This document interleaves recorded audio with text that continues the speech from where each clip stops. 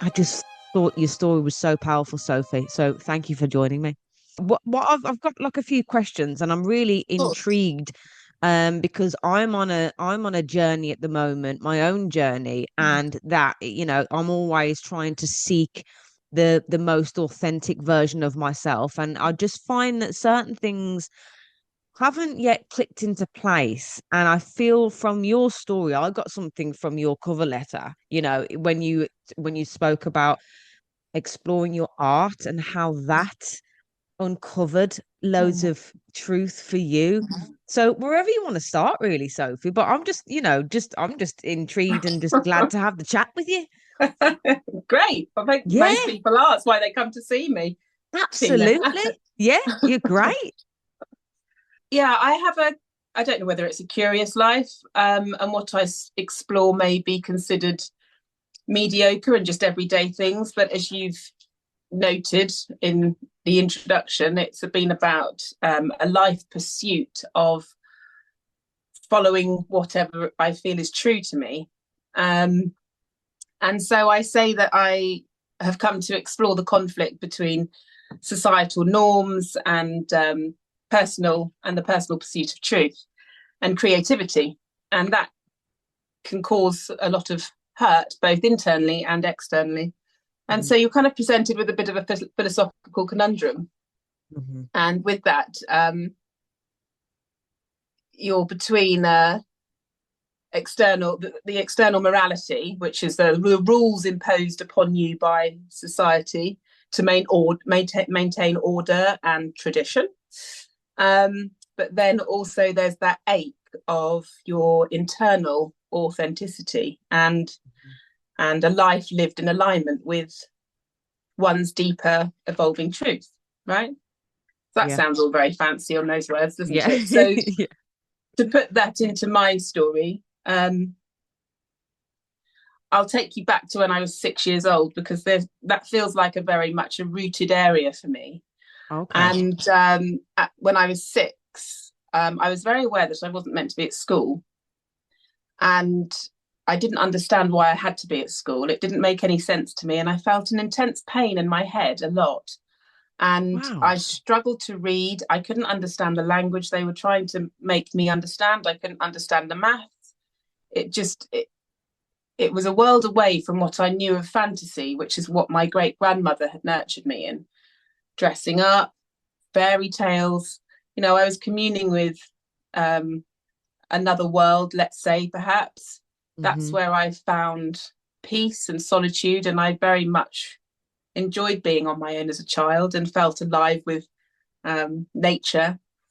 Um, but as a child going to school, I would tell myself every day to remember not to follow this when I was older. Wow. And so I would sit on the bus and go remind myself, you must remember um, that this isn't the way. Yeah. Um, for me, it's not necessary for everyone. I didn't Mm-hmm. know what that meant because you're 6 years old, right? But I knew You, that you you just remembered that you have to remember to I not. didn't want to, yeah. Wow. I Okay. didn't want to, it didn't feel right. And so I remember feeling that I was in a prison for a very long time. So I thought, well, I'm in this prison and I'd count down the years till I was 18 and I'd be able to leave it. So I'd think, oh, I've only got, another 10 years left, another 9 years left, and so on. And when I was 12, I was a bridesmaid with another girl for my godmother, and her name was Jessie. And Jessie told me about a school that she went to, because that's what you do when you're 12, isn't it? You kind of converse about, which school do you go to? Yeah. And she said, well, I go to Summerhill.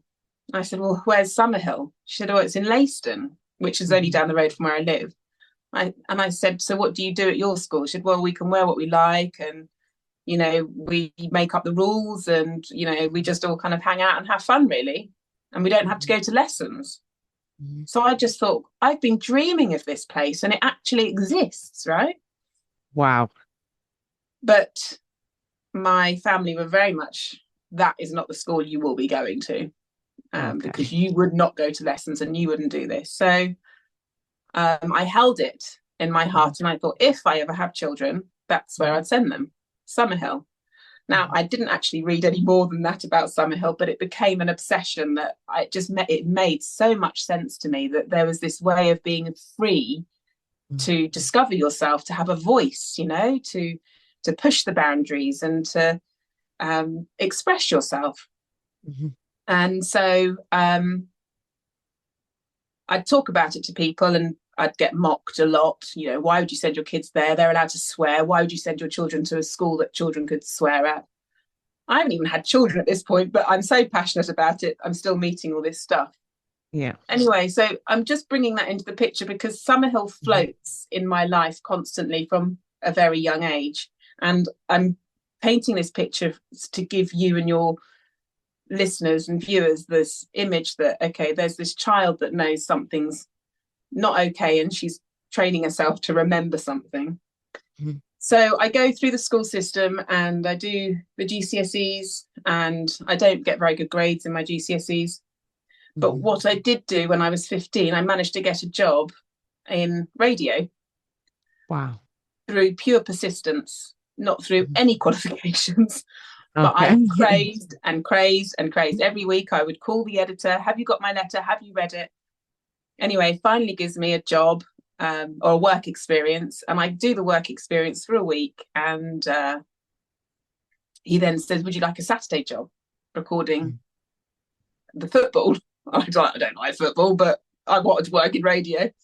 Yeah.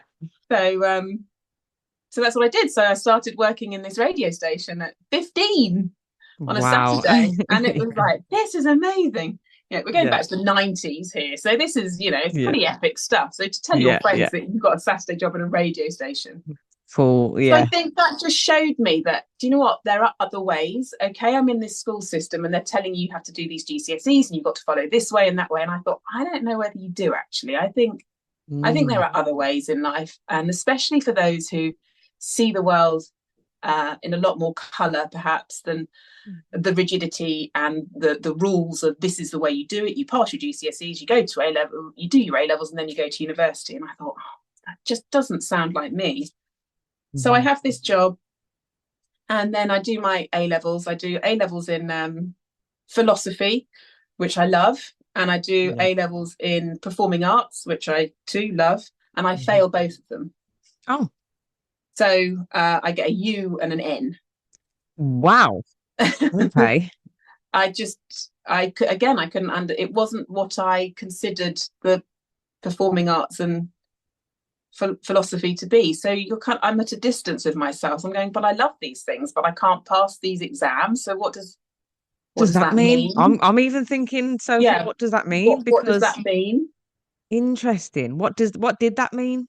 So, well, I look back now and I don't need those. That's not what my philosophy is. I couldn't meet it in the form of a classroom. I couldn't meet it in the form of a syllabus. I couldn't meet it in the form of a curriculum.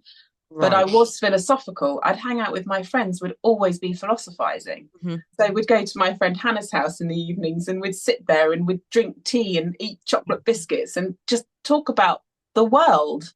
Yeah. That Yeah. was philosophy to me, but that didn't Yeah. enter into the classroom. That wasn't considered a value in terms of my philosophy. What was the grading criteria to pass? Was That's it a Yeah, that's a good question. I can't remember. Well, it was either A, B, C, or D, U or N. so So it was U about was ungraded, and I think N was near miss. no, as in the actual exams. So like was it you had to write an Oh, essay? yeah, Was I it think it was multiple having to write an choice? essay. Yeah, and I think it was having to write an essay, and I just hadn't developed that part of my Yeah, way of but you writing. understood it. Yeah, I understood it, but I couldn't Yeah, write but you it. couldn't So write it. Okay. no.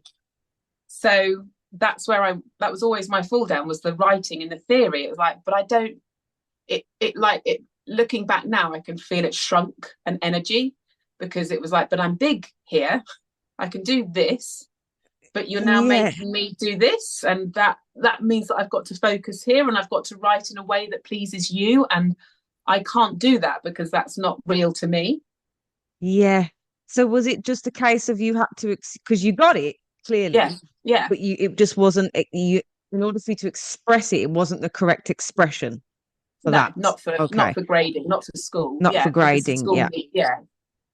So, but I remember feeling quite out of my depth when I went to my first philosophy lesson, thinking, "Oh my God, I hadn't studied anything really Mm. before that."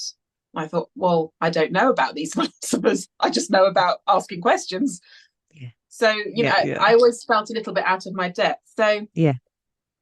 So again, kind of drawing this picture of going through school, and then there's a lot of panic about, oh, what am I going to do? What do you do when you leave school? And I started looking at doing beauty therapy because I didn't know what else to do, and I was told not to do beauty therapy, and so I didn't do beauty therapy. And then I wanted to go into radio, and I didn't know how I was going to do that because I did not want to fill out a UCAS form, and I did not want to go and study media. Yeah. And so the only thing that was available to me was to go and do a secretarial course. Hmm. So, so I did a secretarial course with my failed A levels, and did a secretarial course in under a year because I didn't want to be there much longer. And Hmm. I failed it, didn't pass it because I just, well, didn't like it. And Okay. you're starting to see a pattern here. Yeah, Uh, it's like the um, universe is just saying no, yeah, it's like, no, no, no, no, no, no. no. Yeah. But never one to hold things back, and I like to bend things. I'm like, well, I've done it. Just because I haven't got the pass doesn't mean that I've not done it. So Hmm. I put a CV together, and I went traveling, and I sent my CV out to a local radio station, and I put on their secretarial course, Hmm. and I'd also put on radio. Hmm. And it was a BBC radio station. And I come back from traveling, and I get a call from the editor, and he says, I would like you to come in and do a month's cover as the Yeah. PA to me. I'm 19 at the time. So I'm Wow. like, Oh my okay. God. All Like, right. right, I'll go and be a PA to the editor of BBC Yeah. Radio Suffolk.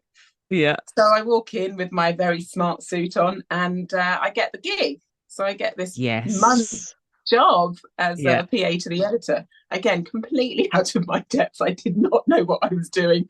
No. But you just have to wing it. Unfortunately, I had a very good editor who seemed to have this belief and notion that, if you're given an opportunity, you'll find a way.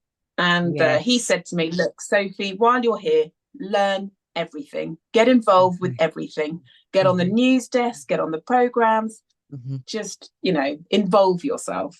So that's exactly what I did. And that month turned into 2 years. So I ended up being a Wow. PA for him for 2 years. Yeah, which was great. But a new editor came in, and unfortunately, I really had probably found a lot of freedom at that point in my life, and Hmm. was drinking a lot and Hmm. smoking a lot, and was turning up at early hour shifts on Hmm. shows, not very professional. Hmm. And so was eventually asked to leave. So Okay. I was like, Yeah. okay, that's the end of my That media was the end career. of that In the there. yeah, Hmm. in the meantime, I'd been doing a, a TV presenting training course, Wow. and I had a show reel made, and so I'd been sending out their videos, VHS videos that I'd record to send out to various TV channels, and I Hmm. wanted to be a children's TV presenter anyway, so I Hmm. sent it off. And I got a load of rejections. And do you know what, Tina? I just couldn't handle it anymore. At that age, I was just so fragile. And I thought, I actually don't think I can handle this anymore. And I'm not going to, I'm Mm. done. So Mm. I kind of pack everything in a box. Hmm. I settle for a man that I meet. I just settle for life. Hmm. And that was the age around the age of 20. Um, Mm. and so I can see now that, you look back in hindsight, I'm 42 now, so that's 22 years ago.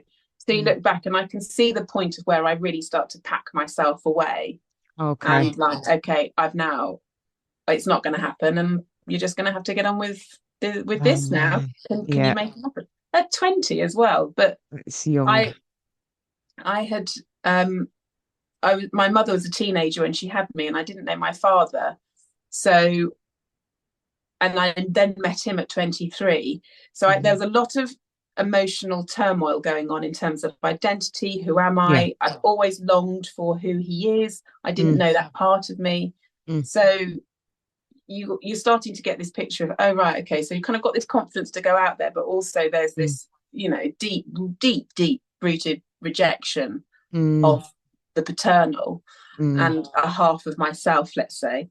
mhm, So and then you think you're going to find it in a partnership, and it's, oh, is it this? Can I make it work? Well, it provides some mm. kind of security for me, and I Yeah. think that's what I probably needed. So I do that. Mhm, But I get itchy feet in terms of like, well, I'd started working in a temping agency. And then one day I was fixing a printer for the umpteenth time. And I thought, really do not like this job. mhm, And it just dropped in and it says, do an art degree. Okay. I'm 23, 22 at the time. It says, do an art degree. I was like, okay. So at the time, I think it was Yahoo. So I got on Yahoo, look mhm, up, art degree, and an art degree comes up locally, and I cobble together some kind of portfolio mhm, and, and do a bit of a blag on a letter, and mm. they call me in. They're like, come in for an interview. Brilliant. I Yeah. thought, that's great. They're like, you're a Yeah. mature student at 22. You've Yeah. got life experience, and I think Mhm, you've got something to give. But mhm. brilliant. I haven't had to do the UCAS form. I Yeah. haven't had Yeah. to, I've Did got they do no that? A levels to prove anything. And they said, Yeah. we don't need any of that. We respect what you've got. So I get onto this art Brilliant. degree. Mhm. And I remember thinking, oh, they're going to find out that I'm not actually an artist, and they're going to kick me off because I Yeah. can't Yeah. draw and I can't do this and I can't do that. Yeah. And anyway, I set out on that art degree and I thought, do you know what? I'm going to get a first. I'm going to get a first for this. And so I do the art degree and I discovered performance art there. And I didn't necessarily pursue it, but I remember having a moment when I was doing this performance piece. Um, and I tuned into something and it was like, okay, I know this space. That lingered with me. That's lingered with me since then, since that 20 odd years ago. And so I did the art degree, and sure enough, come out with the first.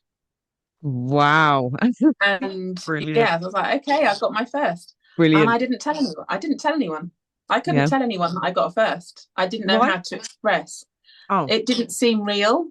It didn't seem that I'd actually got it. I felt I'd cheated it somehow. I felt, well, I Ah. kind of knew what to do. It felt very natural to me to do this. I didn't, it, Mm, it was like, I don't actually now know what to do with a first class art degree. So mm, I didn't tell anyone, and I kept it a secret. Um, and just told people I've just completed it and I did my art degree, mhm, but didn't feel the need to indulge anyone that I'd mm, achieved mm, this first, because I felt it. It was 3 years, and it just felt, everything felt rushed. I felt I hadn't really got into anything, and I was doing it to mm, prove to an examiner that mm. I was capable. Okay, it's that proving yourself again, Yeah, and this is what I've got to do to achieve to your standard to your standard, and again. so Yeah. that lingered with me for a long time. Anyway, I'm sort of going to fast forward a bit.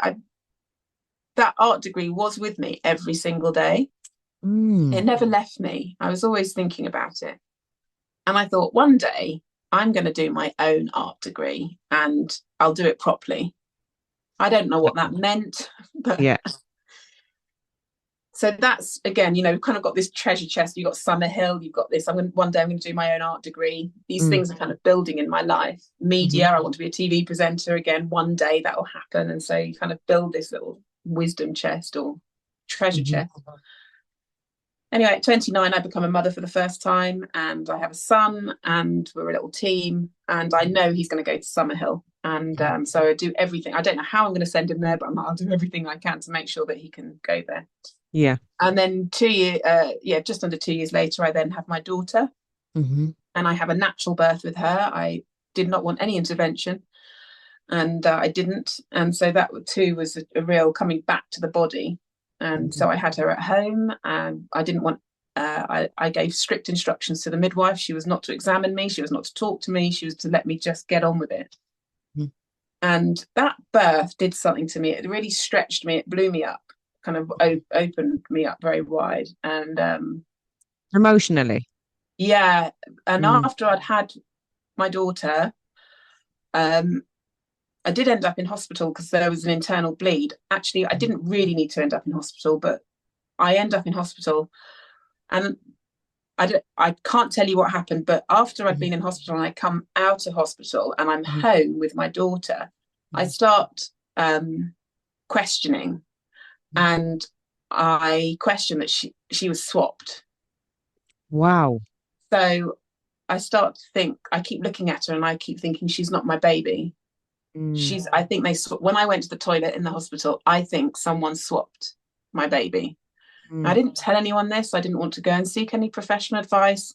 I wanted to be with it, Mhm. and I wasn't necessarily alarmed by it, and I Mm. could also kind of recognize an art in it.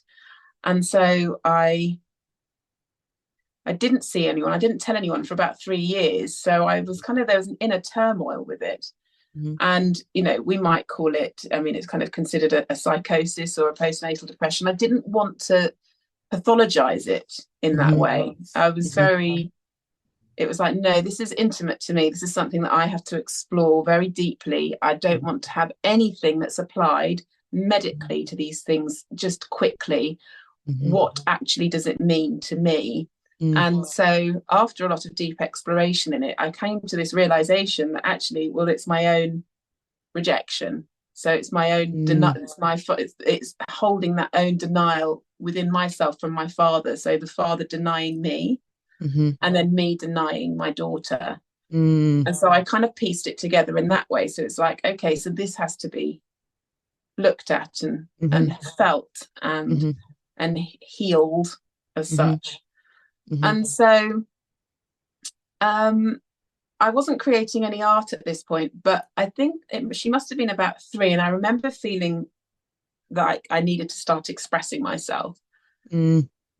And I thought, okay, how do I do this? And I remember I bought a really beautiful, I'd started doing journaling, and I bought a really beautiful journal, Mm. and it was just pristine. And I could not wait to sit down with this really neat journal and my pencil, and I was going to have quiet time, all of this stuff, Yeah. Yeah. sitting on the nights.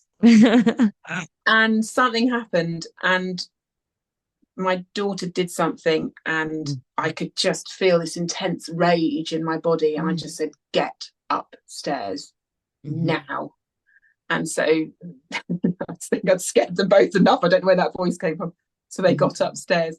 And with that, I just picked up this pen that was close to me, and I opened this beautiful journal, and I just attacked it, and I went for it, and it all came out. It was like, oh, there it is.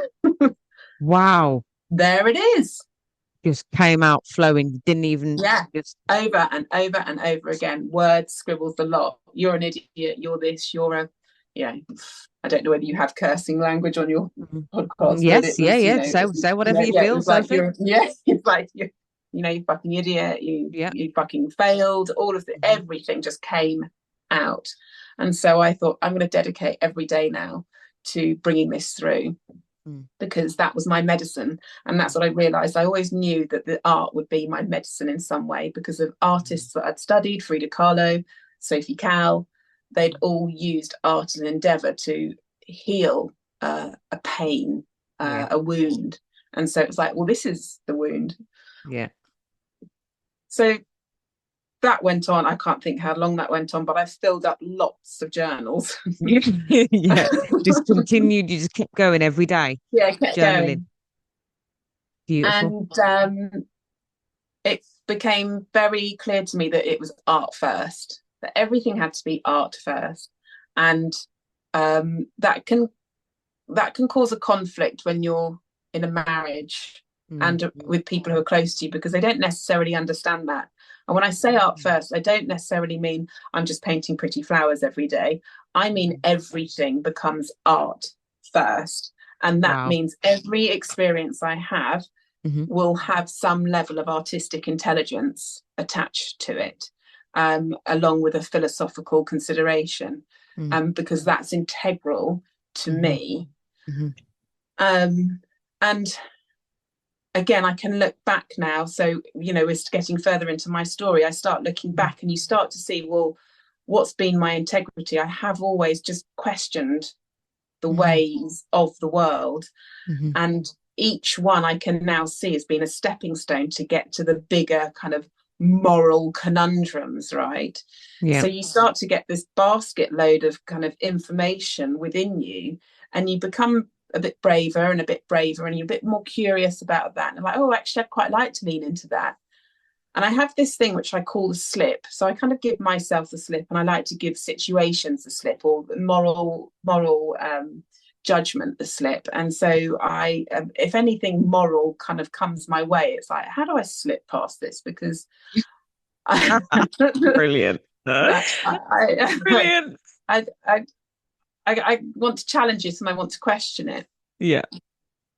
So um, Brilliant. How I'm does gonna slip past this? I'm gonna take you to 2020 now. So I can't work out the age of the children at that time, but Yeah, yeah. I'd been doing various, you get into the kind of the yoga circles and the sacred. So at this point, I'd been doing all of these things in 2019, Mhm. been journaling, art, all of this kind of lovely stuff. And I'd also been tuning into my menstrual cycle. And I thought, okay, I'm going to really tune into my menstrual cycle. I want to fully understand it because I don't think I do. And actually, I don't think anyone else around me really fully understands it. So I'm going to get curious about it. So I buy a book called Wild Power and I flick through the book as I do. I'm not really naturally necessarily interested in reading the whole of the book. I Yeah, just flick through it. I just want to know about day one yeah. because I think I'd had a raging moment. I was in such agony on every day one. So I was like, what is this with day one? So I Mm. look at day one in this book and it says, on day one of your bleed, you step away from who you think you should be and you step closer to the most authentic version of yourself. Wow. And I How thought, I've got powerful. goosebumps as if I said that, yeah. You step away from who From you who think you think you should be. you. I probably twisted it a bit. You step away from who you think you should be and you step towards the grandeur of your authentic self. Oh my, is this everybody? This is what it This is is, day one. everybody. This is everybody's day one. So yeah. Okay. So I took that and I thought that's intrigues me. All I need from this book is that line. Yeah. And then further on, I then discovered another teacher, and she said every day one can be the reinitiation of your first ever day one. Ooh. You got that? So Reinitiation reinitiation. So whatever your first experience event of your of bleed any. was, Yeah, yeah. then you can reinitiate every day one of yours. You can reinitiate, so that you grow. So I had these two extraordinary nuggets of information. I thought, okay, Gosh. I'm going to play with this, and this is going to be my art. Yeah. I'm gonna use and this. it presented to me. So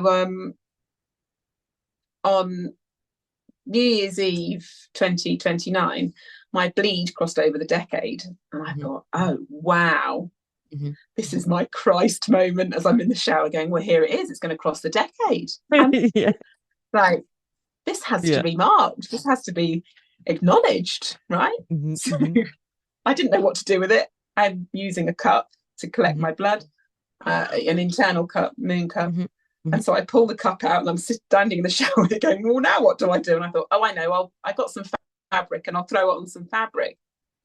So I get this fabric and I throw the blood on it. Yeah. And then I didn't know what to do. And I felt a lot of shame about it. I thought, oh my Mm, God, my husband's going to say, now what are you doing? You're completely mad. You've lost it. And everything, it just activated all of those things mm, of, oh, and I was watching it all activate. It was like, oh, look, here it is. Here's all of mm, this, this burden, this shame, this fear. I don't want to be called mad. I want to try and fit in. mm, But I do also like to be different. And mm. anyway, so with the fabric then in front of me, I bundle it up and I wrap it and I hide it. Mm-hmm. So again, there's a bit of a theme with everything if you Mm-hmm. can keep up, because I do hide things a lot. So I like to Mm-hmm. take things into the privacy of my heart. Mm-hmm. And so I hide it at the back of the airing cupboard and I don't know what to do with it. Mm-hmm. And so I leave it for a few days and then I thought, I know what I'm going to do. My art has to have a rule. So I do like to apply rules to when I'm going into a real body of art. Mm. And so the rule was every day one, whatever artwork wants to come through, I will create it without Brilliant. getting in the way of myself. Whatever it is, it will be created and I will meet whatever it is. So that's what I did. So I that year became a practice of creating the most extraordinary and challenging art Mm. that confronted me very deeply. Art where I took a selfie of myself as Jesus Christ holding a glass of blood. I then Mm-hmm. stand outside the National Gallery with a giant portrait of myself as Jesus Christ on my shoulders. I challenge people about the blood of Christ, that actually is, Mm-hmm. are we the blood? Do we need to be drinking? It's a lot, there's some Mm. real kind of There's a lot there. mining going on. Yeah, it's Yeah, huge. yeah, I mean, I'm aware we've only got a short amount of time. This is quite a yeah, big story. yeah, yeah. Um, but just to give you, so anyway, I dedicate this year Mm-hmm. to this artwork. I call it Exquisite Shame. Um, and then I document these I can't remember how many day ones I did now. It must have been about 13 day ones in a book. Mm-hmm. And from that, I'm then inspired to put a show on called Self-ish. Oh. Ish is in brackets. Mm-hmm. Um, and this is where everything that I have challenged in life um, kind of came to its penultimate, I suppose, which was I gave myself 10 months to put the show on. So 2021, July 2021, like by March 2022, I'm going to put this show on called Selfish. I'm going to birth this show called Selfish.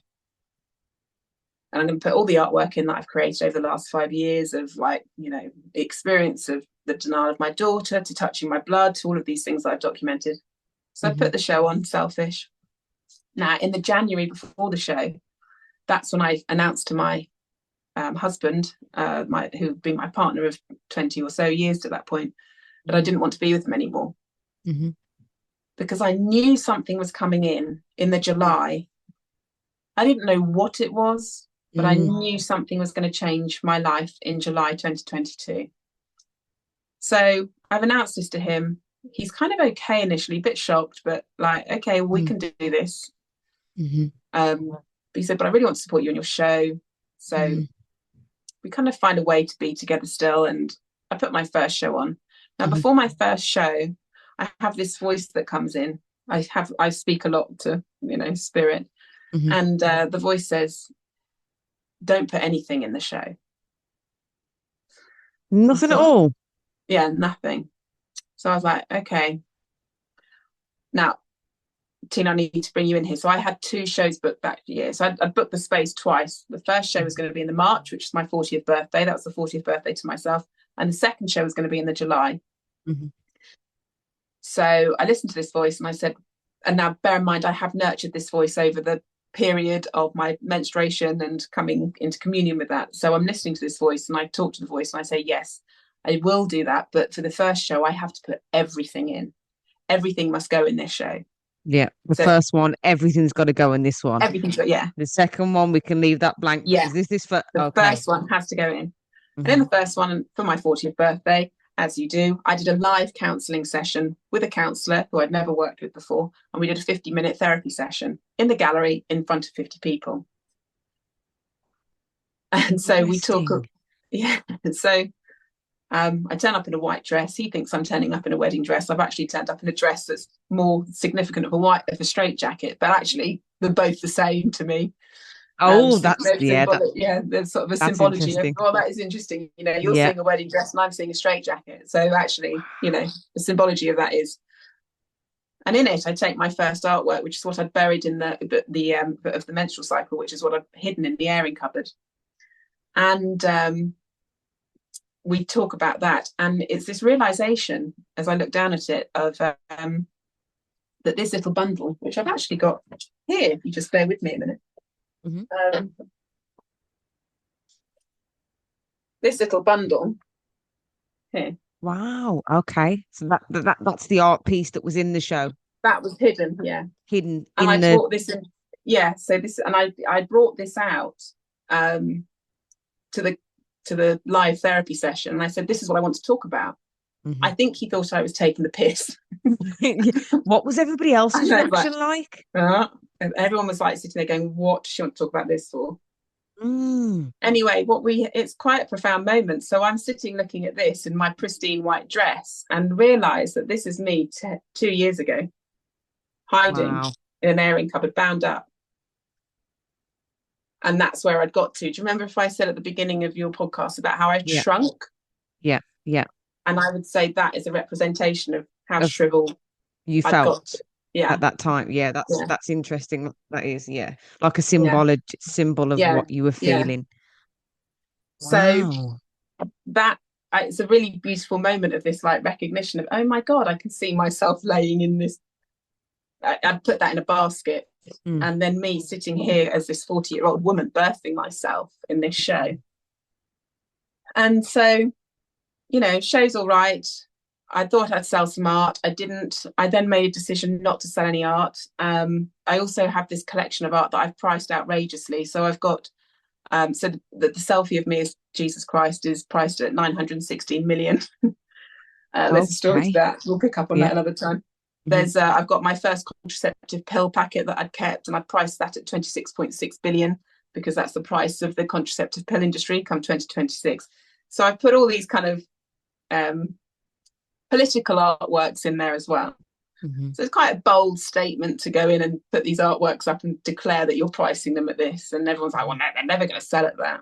Hmm. I'm like, even if I got offered, I still wouldn't sell them anyway. So you're right, they No. wouldn't sell. Yeah. Yeah.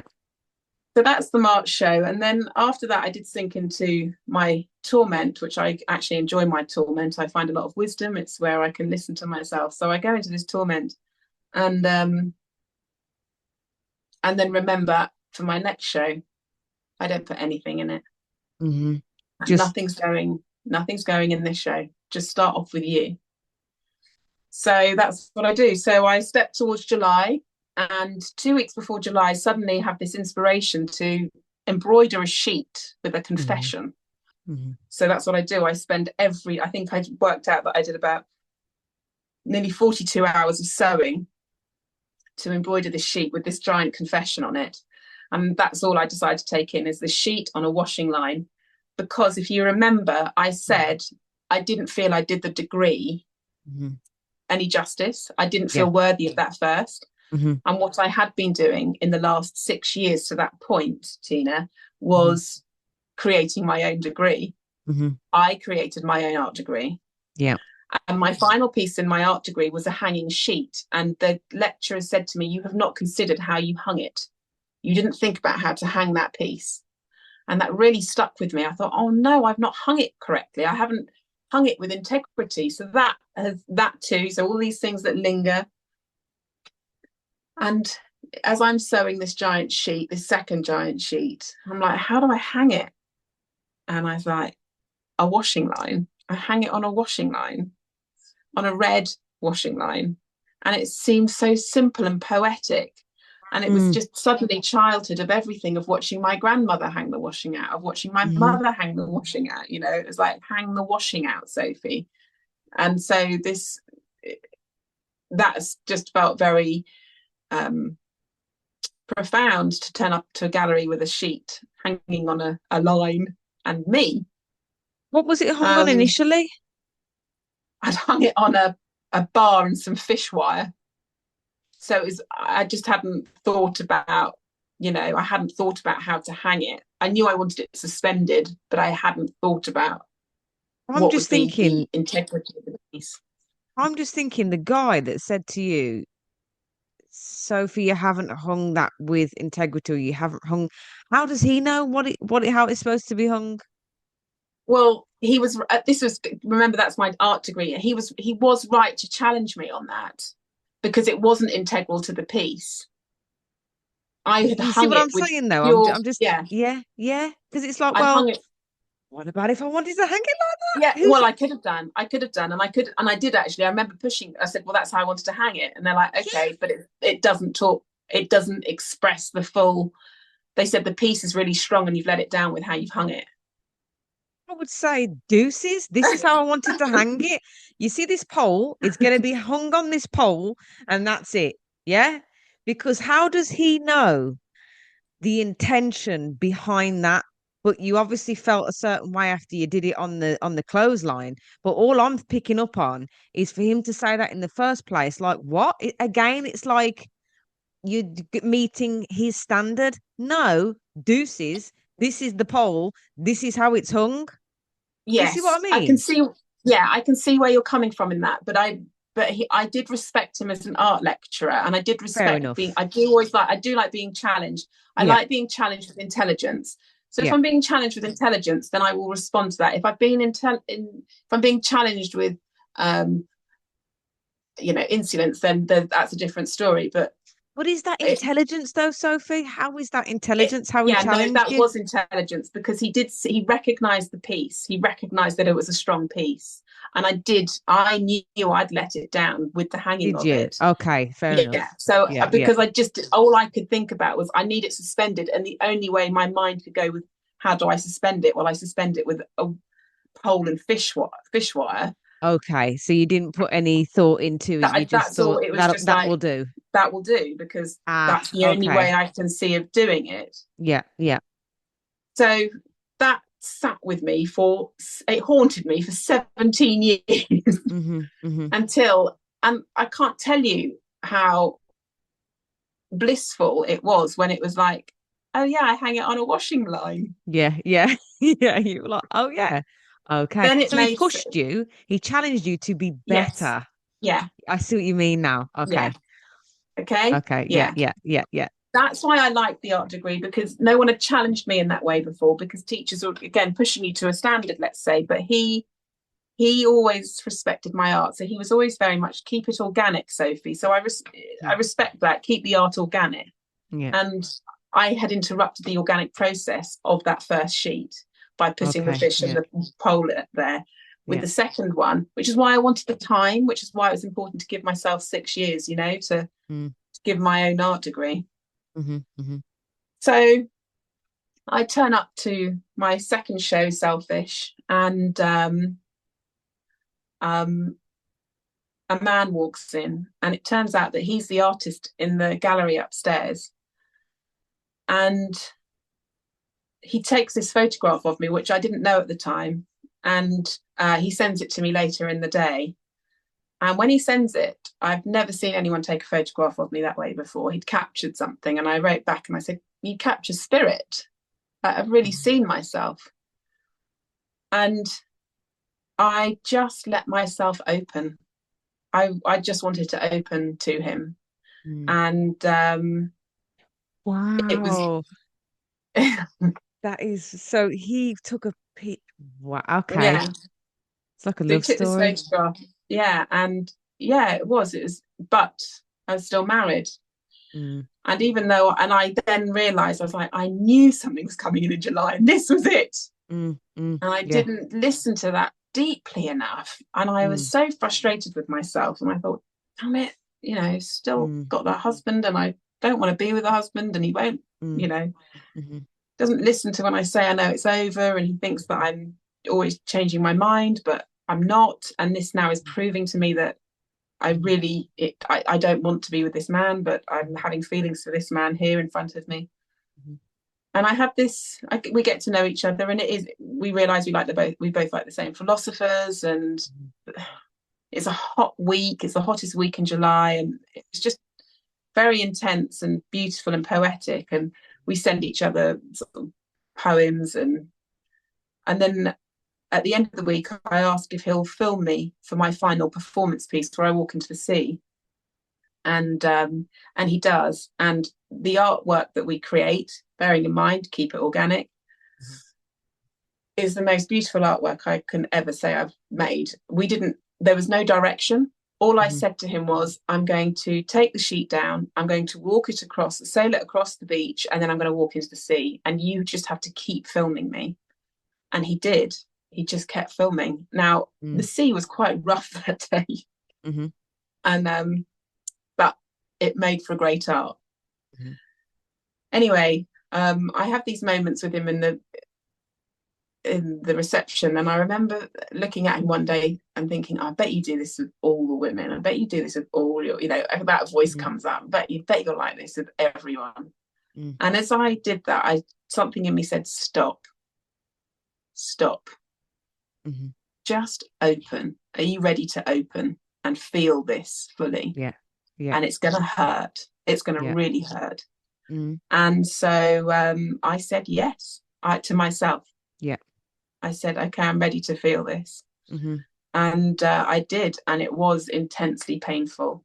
Mm. And although we only saw each other for a week and then we kept Mhm. messaging and then it faded out, um, that was such an ache So you, because so you didn't end up with him. no.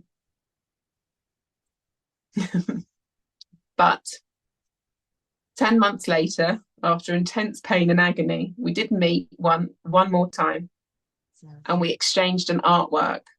So I have one of his artworks and he has one of my mm. artworks. And my artwork, he lives in Lebanon. So my artwork's in Lebanon with him and his artwork sits with me. And that was the last time I saw him. Are you single now? I am single now. So you were married at the time. Did you Yeah. finish that? That ended because of So that. I finished, yeah, I'd finished the. So after I knew all of this was happening, I said to my husband, it's over, but I didn't want to Yeah. tell him anything. And Yeah. this is what I want to stress to the people who are listening, women who are listening, is you don't have to tell anyone if you're Mhm. feeling that. But Mhm. also do bear in mind that somebody doesn't have to tell you. Mhm. I feel that there's something very important that you have to sometimes take into the privacy of your own heart Mhm. before you tell anyone, because it's Mm. completely overwhelming. Mhm. Mhm. And morals Mhm. by society will come to you and they'll say, oh, you shouldn't do that. We shouldn't do this. Mhm. And, you've got a good man here and you've got this, and you've got all that set Mhm. up. Mhm. But first off, take it into the privacy of your own heart and be with it. And that might take some time, but Mhm. that's okay. And find someone that you can really talk to who will listen so that Mhm. you can express yourself with it.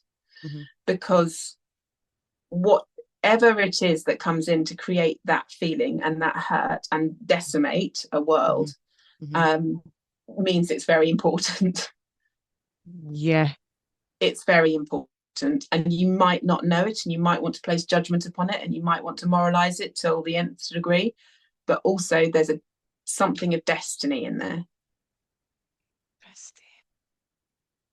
It's really beautiful but sad.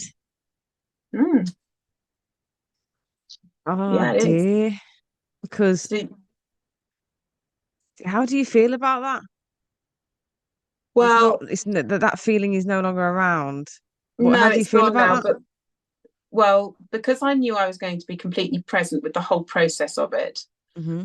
Again, bear in mind, I've done a lot of practice about being an awareness of myself with such things. Hmm. Um, there's a level of this is what I want, and Hmm. I'd love to run away and I want to do this. So I'm aware of that Yeah. level, right? Yeah. I'm then aware of this level that's up here, that's the the management, let's say, the guardianship of Mhm.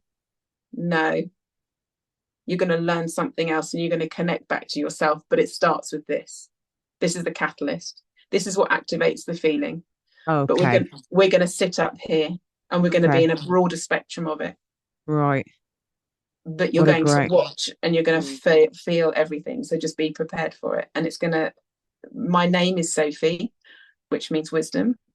I rename myself Sophie Sophia after my Mhm. trade. I'm here to mine wisdom.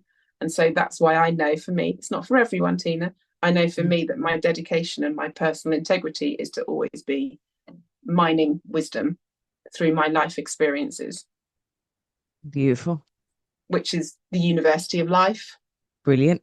And Sophie's brilliant. And I call it the Brilliant. universe city, not the university, the universe city. Brilliant.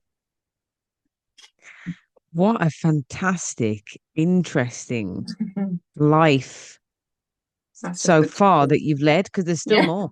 there's There's still still more. more. There's still more. Loads. Yeah. Oh my gosh. Do you, are you happy now? I am so whole.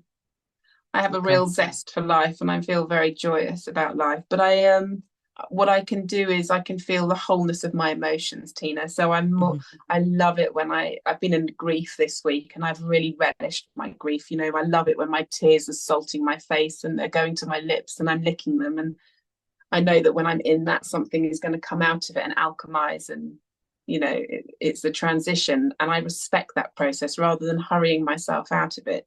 I'm fully present with it. Um, and I've now, this year, 2024, I moved my business, which is my nails and art. I failed to tell you that part of the story. So I do nails and eyebrows to earn a living, to be able to send my children to school. And so I moved my business out of my house. I borrowed a lot of money on credit cards, and I've been able to find this house to rent Beautiful. and establish myself again. And yes, I have terrified myself this year, but I've also grown into who I know. Remember that line? You Hmm. step away from who you think you should be, and you step towards the grandeur of your authentic self. Hmm. That's that's what I feel I've done this year. So it's an ever expanding self, and I can feel it just getting bigger and bigger. And you just get to a point of like, you just don't give a fuck. Yeah. Yeah. You And just get to a I've point of, heard that I've heard that said a lot over many interviews and podcasts, but there really is. You really do get to a point that is. It's not I don't give a fuck like that. It's just I give so much of not a fuck that I give a fuck about myself, and mm, and I know that what I might do is potentially going to, I don't go out to deliberately hurt someone, but hmm, if it means that I'm going to hurt myself, I'm not hurting my, I'm not going to do that yeah. anymore. Yeah. I'm Yeah. not going to do it. Yeah. If it means that I'm trying to protect someone, no, that then I'm preventing you from your destiny. Oh, And that's a great way because to look at it. I know what it means to go into that and how rich Mm, it can be, mm. then I like why that, would what you've I just said. That's brilliant. you Well, why am I going to protect you? deny, yeah, protect you Yeah, from your of the destiny? destiny. Yeah, if you try to people please or do Yeah, things for others too much, it's yeah, like, well, really, we should be serving ourselves. Absolutely, yes, first and yeah, foremost, to be in the yeah, best service to others. We can't absolutely. unless we don't unless we serve ourselves to the fullest. We're not going to be Yeah, able to be of service to anybody else. It's no, beautiful the way you've put that now. Mm. yeah. So actually, I like it when I'm challenged. I'm not afraid of being offended as such. It's very rare to offend me. That's Mhm. why people come to see me a lot because they're like, "We'll go to say because she doesn't judge and she doesn't get offended, so Mm. we can Yeah, say anything to her." yeah, Um, yeah. and really explore stuff Mm. and say stuff too. I have women come to me and they're like, "Well, I've come to see you because you really intimidate me." I'm like, "Oh, good. Mm. Let's look at that." Yeah. Um, so I don't take that personally. I take that Mm. actually as a massive compliment that someone's been able to say, "Actually, you really intimidate me." Mm. But they're able to open up to you, so they can't obviously Yeah, feel that yeah, intimidated because no, they actually feel quite safe. yes, It's probably yeah, their ego that feels like yeah, intimidated, but their yeah, soul's like yeah, Sophie's the woman I need to speak to. yeah, yeah, exactly. So yeah, I like challenging conventions, as you can hear, and I think it's that I use art as a medium for that. And when I say art, that's as I say, I'm not necessarily painting every day. Mm. Anything to me is artistic. As I said at the beginning, this conversation isn't art to me. We're already painting a portrait between us. We're Yeah. drawing something. You're drawing something out of me. Hmm. It's not just about a drawing on a page. We've just drawn a picture here, Mm. and I really do like to challenge moral dilemmas. I like Yeah. to go, well, hang on a I minute. All love that. right, Yeah. Well, what is this? Because what is what? I do think that there is something to that because the way in which society is set up, even relationships and marriage and the what that should look like, Not Yeah. everybody's got those views. Not everybody buys into that because No. marriage is a big business, and I It is. do. I think there is an interesting conversation around monogamy. Is that natural Mhm. to Yeah. be with one person for the rest of your life? No. Is it? I You know. I've know, got big questions around that too, yeah. Tina. Like I don't think it is natural, but I do think that when a woman, I can't even say, I do think that when women feel like they've found the one, they don't necessarily look anywhere else. Whereas men can be in love with one woman but sleep with multiple. Yeah. It's a weird dynamic, but how that is set. But I do think that it is not saying that women don't, want to explore as well after Yeah. 10, 15 years, Yeah. because it's all about time as well, isn't it? Yeah. Yeah. After you spent 5, 10 years with somebody, that's not the same person that you originally No, met. we You outgrow each other. outgrow each other. Yeah. So it's an And I think interest. it's that I think we should start to acknowledge actually it's about a handing on a guardianship and then a handing off. Like, oh yeah, Yeah, I've helped you grow to this point. I'm now going to open the door, let's open the gate for each other to now go on yeah. to our next endeavors. Can And it you would just be imagine? thank can you imagine just thank Thank you? you. Yeah, yeah. Can you imagine? Thanks. It's been a great 10 years. I'm off Yeah, now. yeah. Yeah, wouldn't I that think be that'd be in? really beautiful. Can you imagine? I I'd think it love would that. be. Yeah, Like, I thanks so think it, much. but there's always somebody that doesn't want that. That's the No, I know problem. It's that's the never thing. So then you have mutual, to is it? ask about, you have to ask them about their attachments. Yeah, yeah. Like, well, It's there's their something to be explored attachments. there. Oh, what an interesting conversation, especially around that. I'm just putting myself in that position. If I was with somebody and after 10 years we said both bye, I would absolutely have to respect Yeah. his, I Hmm. wouldn't be, oh my God, what are you not supposed to? I have to respect what he's saying. Absolutely. If you respect yourself, you'll be able to respect each other. That's the thing. You'll I go, might oh not yeah, like okay. it. I might Yeah, not you might like not it, like it. Sophie. I might not No, like it, but no. I have to respect what he's Yeah, saying. yeah. You can't get around that. If somebody's Mm. saying that they don't want to be with you anymore, Yeah, what can you do? can't. If No. you can fight for it, claw for it, tell them, don't Yeah. you dare. Hmm. It's not going to work. That person's already checked out. Yeah, they have. Yeah, there's And so so many. you have to acknowledge what that's now going to be for you. Yeah, basically, it's so easy for us to say, and maybe in the so it's so easy for the conversation in that moment. Different Mm, story, I'm sure, but mm, I think there's always going to be that knowing for me that we don't own anybody. no. Everybody is on their own journey, Yeah. whatever that looks like. It looks like here, there, everywhere, over there. I'm Hmm. 35, no children, single, figuring it out still. And I am just completely open to letting everything flow and just going with the flow. I thought Yeah. I knew where I was going, Sophie. I thought I knew what I was doing. I thought I knew this and knew that. I didn't know a damn thing and still You don't. didn't. You still, and that's the best way to Still don't. be, because then you can be constantly surprised. And then when you hit, the beginning of the initiation of the menopause, which is, by the way, about 15 years from the age of 38, Oh no. everything continues to go to shit again. But you've just been prepared for it and just go, oh, yeah, I don't know anything and I can't hold on to anything. And Mm. that's the excitement. Like anything can come in, but as long as Yeah. you know this, Mm. Yeah. and you just Your go, well, heart. I'm open and I'm Yeah, going to you're feel it, and open. it's brutal, and I'll feel the Mm. pain here and I'll feel the joy here. Mm. What do But you want? I think, What do you but want sorry. most at the moment? Is there anything at this point in your life that Well, you would like? on a human level, I'd like the VAT to fuck off on private education. Yeah, yeah.